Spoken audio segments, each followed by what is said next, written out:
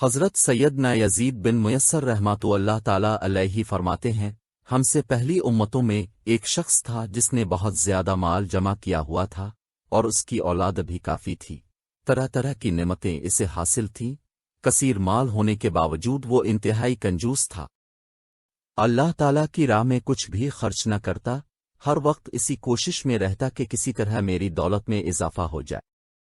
جب وہ بہت زیادہ مال جمع کر چکا تو اپنے اب سے کہنے لگا، اب تو میں خوب عیش و عشرت کی زندگی گزاروں گا۔ چنانچہ وہ اپنے اہل و عیال کے ساتھ خوب عیش سے رہنے لگا۔ بہت سے خدام ہر وقت ہاتھ باندھے اس کے حکم کے منتظر رہتے، الغرض وہ ان دنیاوی آسائشوں میں ایسا مگن ہوا کہ اپنی موت کو بالکل بھول گیا۔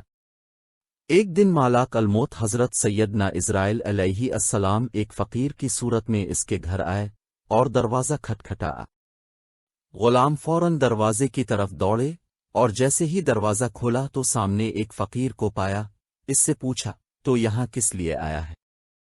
مالک الموت علیہ السلام نے جواب دیا، جاؤ اپنے مالک کو باہر بھیجو، مجھے اسی سے کام ہے۔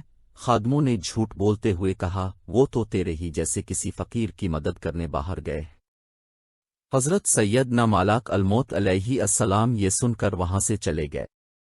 کچھ دیر بعد دوبارہ آئے اور دروازہ کھٹکھٹایا۔ غلام باہر آئے تو ان سے کہا، جاؤ اور اپنے آقا سے کہو میں مالک الموت علیہ السلام ہوں۔ جب اس مالدار شخص نے یہ بات سنی تو بہت خوف زدہ ہوا اور اپنے غلاموں سے کہا، جاؤ اور ان سے بہت نرمی سے گفتگو کرو۔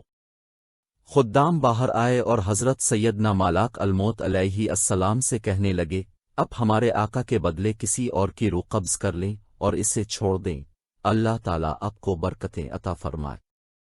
حضرت سیدنا مالک الموت علیہ السلام نے فرمایا، ایسا ہرگز نہیں ہو سکتا۔ پھر اندر تشریف لے گئے اور اس مالدار شخص سے کہا، تجھے جو وصیت کرنی ہے کر لے، میں تیری روح قبض کیے بغیر یہاں سے نہیں جاؤں گا۔ یہ سن کر سب گھر والے چیخ اٹھے اور رونا دھونا شروع کر دیا۔ اس شخص نے اپنے گھر والوں اور غلاموں سے کہا، سونے چاندی سے بھرے ہوئے صندوق اور تابوت کھول دو اور میری تمام دولت میرے سامنے لے آؤ۔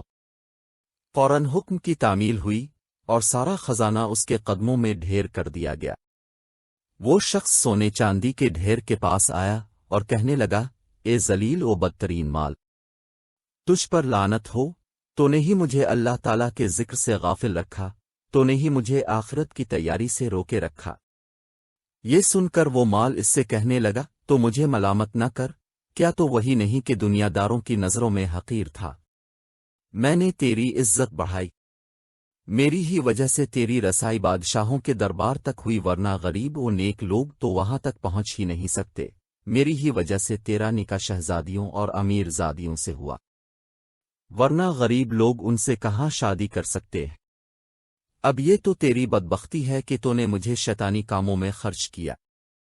اگر تو مجھے اللہ تعالیٰ کے کاموں میں خرچ کرتا تو یہ ذلت تیرا مقدر نہ بنتی۔ کیا میں نے تجھ سے کہا تھا کہ تو مجھے نیک کاموں میں خرچ نہ کر؟ آج کے دن میں نہیں بلکہ تو زیادہ ملامت ولانت کا مستحق ہے، اے ابن آدم۔ بے شک میں اور تو دونوں ہی مٹی سے پیدا کیے گئے ہیں۔ پس بہت سے لوگ ایسے ہیں جو نیکی کی راہ پر گامزن ہیں اور بہت سے گناہوں میں مستغرق ہیں۔ امام ابن جوزی علیہ رحمہ اللہ القوی فرماتے ہیں، گویا مال ہر شخص سے اسی طرح کہتا ہے، لہذا مال کی برائیوں سے بچ کر رہو اور اسے نیک کاموں میں خرچ کرو۔